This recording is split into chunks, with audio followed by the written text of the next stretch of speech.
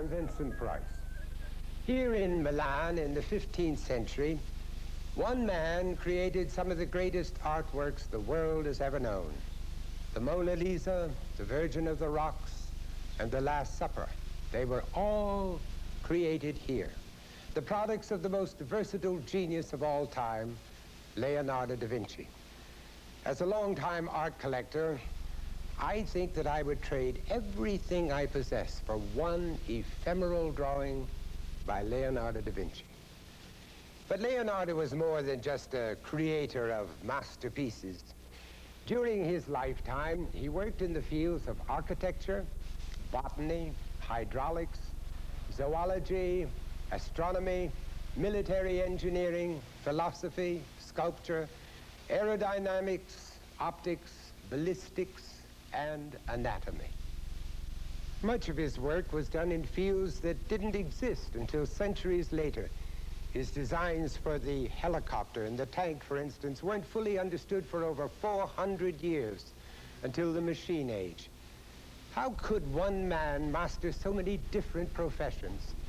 Why were his ideas so far in advance of his own time?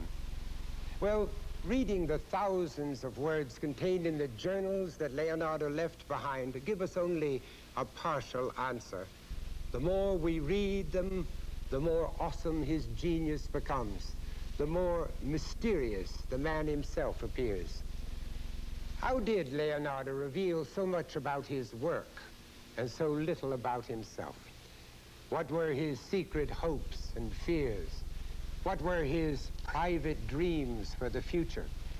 These are questions which Leonardo himself must answer for us.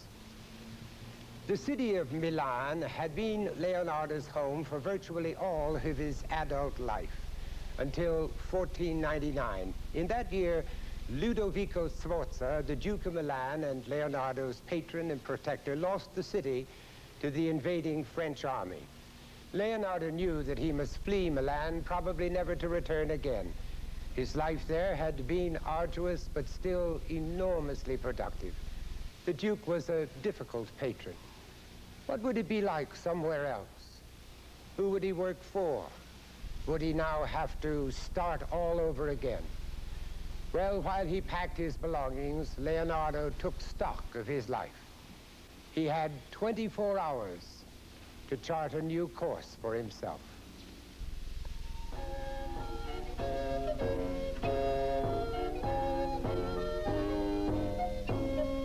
I have lived in Milan for nearly 20 years now, and still there are many who are frightened of what I do.